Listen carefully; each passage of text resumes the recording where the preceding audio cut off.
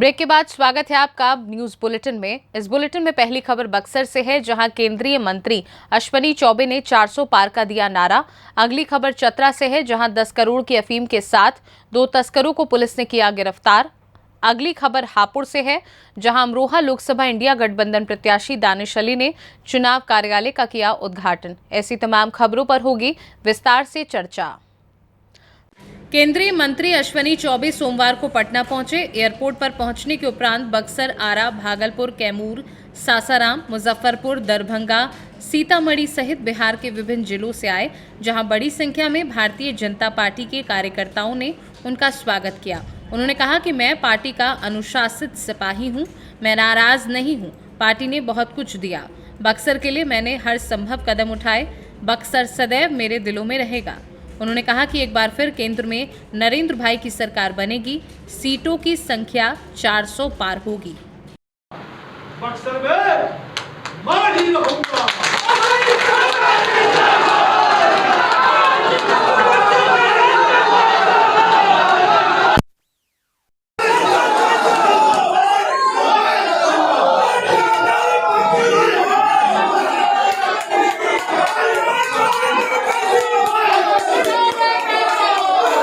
बक्सर से सी न्यूज संवाददाता वरुण मिश्रा की रिपोर्ट। चतरा पुलिस को एक बार फिर नशे के सौदागरों के विरुद्ध एक बड़ी सफलता हाथ लगी है। एसपी विकास पांडे को मिली गुप्त सूचना के आधार पर डीएसपी मुख्यालय रोहित कुमार रजवार के नेतृत्व में गठित इटखोरी थाना पुलिस की स्पेशल छापेमारी दल की टीम ने थाना क्षेत्र के महूदा गांव निवासी पंकज कुमार दांगी के घर में छापेमारी कर मिनी ब्राउन शुगर फैक्ट्री का भांडाफोड़ करते हुए अफीम से ब्राउन शुगर बनाने के लिए भारी मात्रा में भंडारित किया गया अफीम व ब्राउन शुगर बनाने में प्रयुक्त मशीन सहित अन्य उपकरणों के साथ पंकज कुमार दांगी को धीरेन्द्र डांगी नामक 2 शातिर तस्करों को गिरफ्तार किया है। इस दौरान पुलिस की टीम ने करीब 204.4 किलो अफीम, ब्राउन शुगर बनाने में प्रयोग किए जाने वाले 2 मत महिला कपड़ा में बंधा हुआ मिट्टी जैसा 25 किलो 400 ग्राम पदार्थ, 100 पीस सफेद रंग का प्लास्टिक, एक इलेक्ट्रॉनिक मापतौल मशीन, एक गैस सिलेंडर और एक गैस चूल्हा, एक काले रंग का लोहे का ब्राउन शुगर बनाने की मशीन व मोबाइल फोन को बरामद किया है। मामले को लेकर एसपी विकास पांडे ने प्रेस कॉन्फ्रेंस कर क्या कुछ बताया, आइए आपको सुनवाते हैं। ऐसा है कि एक सूचना प्राप्त हुई थी इटखोरी थाना क्षेत्र के अंतर्गत महूदा ग्राम में, जिसमें वहाँ अफीम होने की सूचना प्राप्त हुई थी।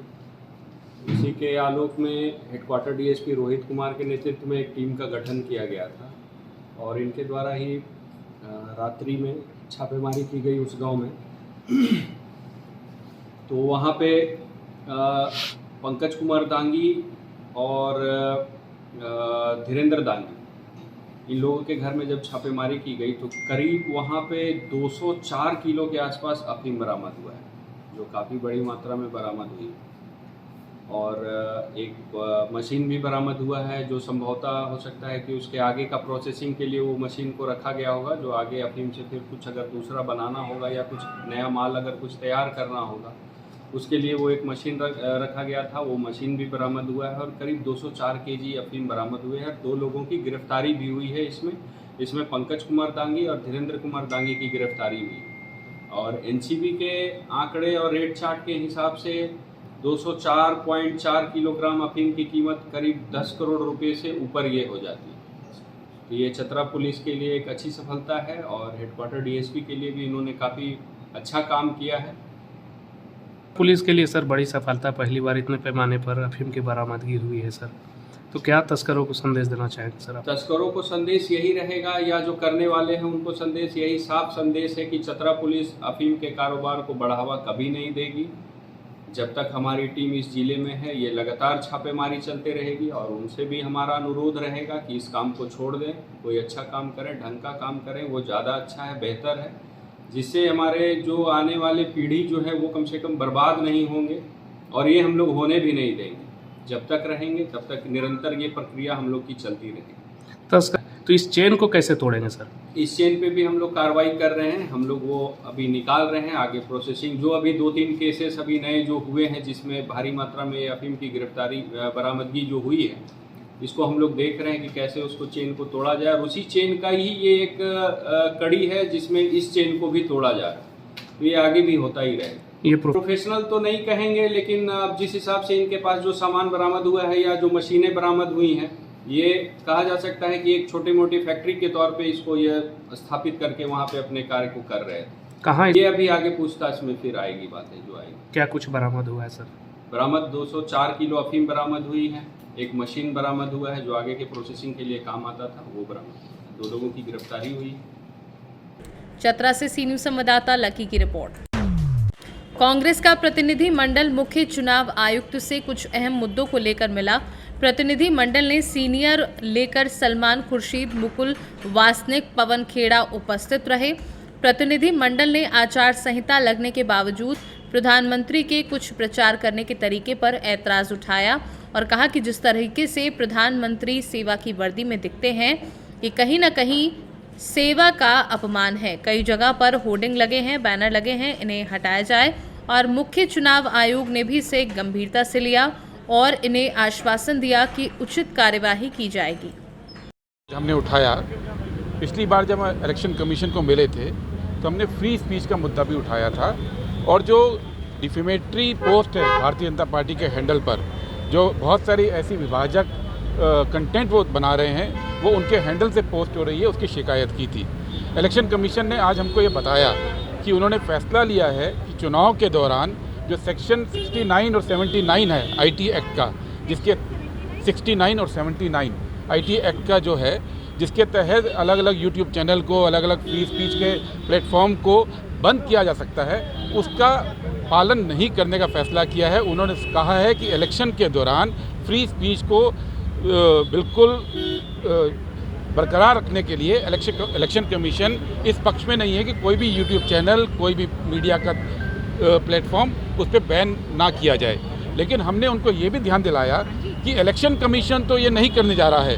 इलेक्शन कमीशन ने तो कहा कि वो फ्री स्पीच चाहते हैं, लेकिन सरकार की जो मिनिस्ट्री है, मिनिस्ट्री ऑफ इंफॉर्मेशन ब्रॉडकास्टिंग, सूचना प्रसारण मंत्रालय, वो कई यूट्यूब चैनल्स को बैन कर रही है, कई सारे पत्रकारों के हैंडल्स को बैन कर रहे हैं। अभी 2 दिन पहले भी एक यूट्यूब चैनल था बोलता हिंदुस्तान, उसको भी बैन किया गया। और जो बैन किया गया, यूट्यूब की ओर से बताया गया कि इस बैन के वो कारण नहीं बता सकते, क्योंकि मंत्रालय ने उनको कहा है कि इसको कॉन्फिडेंशियल रखा जाए। हमने ये बात इलेक्शन कमीशन के समक्ष रखी है कि चुनाव के दौरान ये जो अधिकार है सेक्शन 69 के तहत, वो मंत्रालय के पास नहीं होना चाहिए, वो चुनाव आयोग के पास होना चाहिए। और चुनाव आयोग हमारी बात से सहमत था। उनका ये मानना था कि चुनाव में फ्री स्पीच को हर हाल में बरकरार रखना चाहिए। अभी जाकर एक और प्रेस कॉन्फ्रेंस करनी है, जिसमें नेशनल कॉन्फ्रेंस के उमर अब्दुल्ला साहब आ रहे हैं। हम उनको वहाँ पर डिले नहीं करना चाहते हैं। वो 4:15 बजे की वो प्रेस कॉन्फ्रेंस है, इसलिए हम तत्काल यहाँ से चले जाएंगे। लेकिन आज क्योंकि महत्वपूर्ण बातें हुई हैं, हमारे साथी विस्तार से आपको और बता देंगे।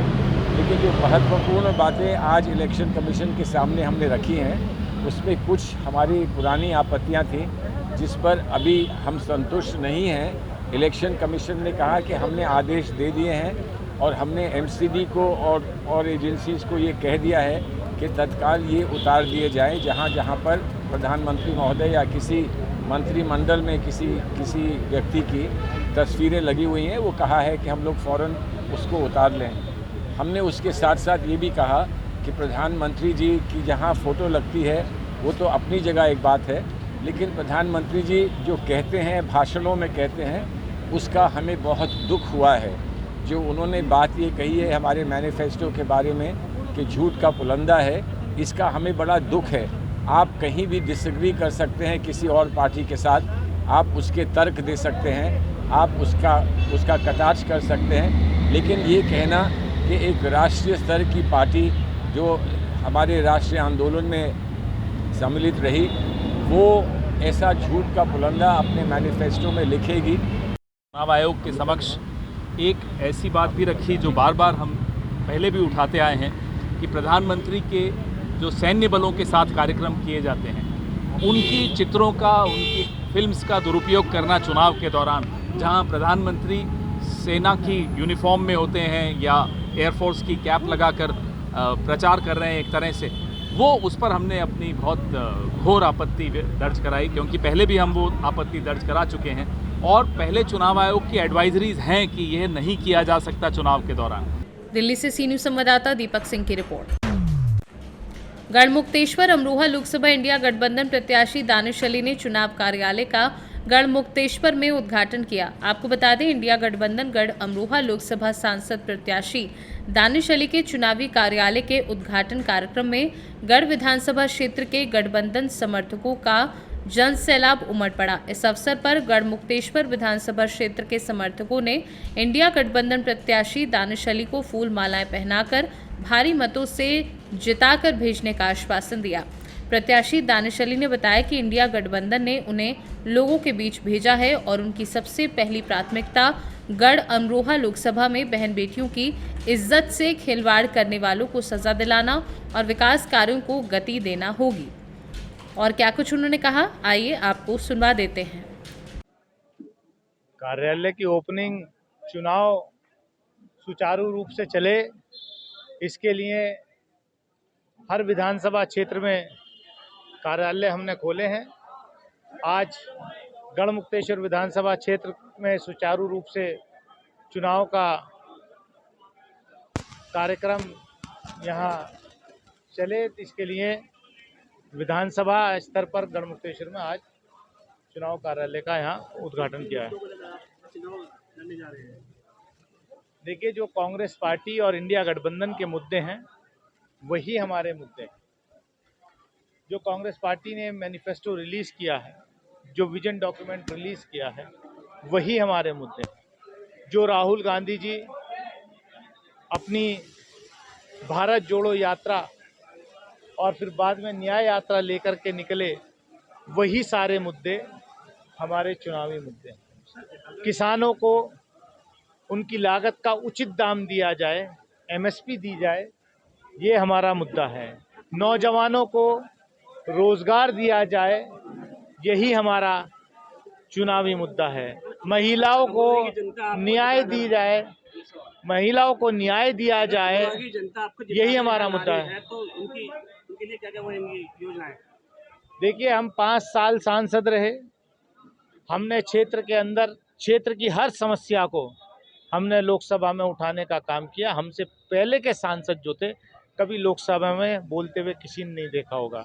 और क्षेत्र की अमरोहा की जनता के लिए जो है, हमने अमरोहा की जनता के बिहाफ पर पार्लियामेंट में सारे सवाल उठाए और आज NHI का जो ये हाईवे बना, इसमें अंडरपास हम कराने का काम हो, या जो है सड़कें बनवाने का काम हो, या जो हमारे जो बिजली के जर्जर तार पूरे लोकसभा क्षेत्र में बदलवाने का काम हो, या मेरी लोकसभा क्षेत्र में 3 रेलवे स्टेशन आते हैं, तीनों का मॉडर्नाइजेशन सौंदर्यीकरण का काम हमने पार्लियामेंट में ये सवाल उठाया।